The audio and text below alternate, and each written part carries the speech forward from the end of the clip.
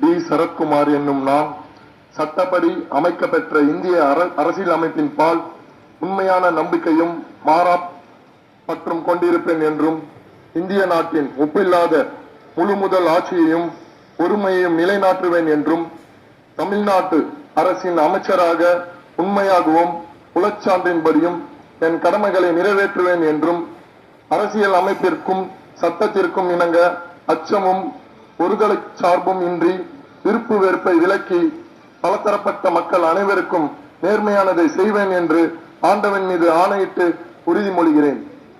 நான் டி. சரத்குமார் என்னும் நான் தமிழ்நாட்டு அரசின் அமைச்சர் என்ற முறையில் எனது கவனத்திற்கு உள்ளாவதும் தெரிய வருவதுமான எந்த பொருளையும் அமைச்சரின் கடமைகளை உரியவாறு நிறைவேற்ற தேவையான அளவிற்கன்றி ஒருவரிடமோ பலரிடமோ நேர்முகமாகவோ மறைமுகமாகவோ அறிவிக்கவோ வெளிப்படுத்தவோ மாட்டேன் என்று ஆண்டவன் மீது ஆணையிட்டு உறுதிமொழிகிறேன்.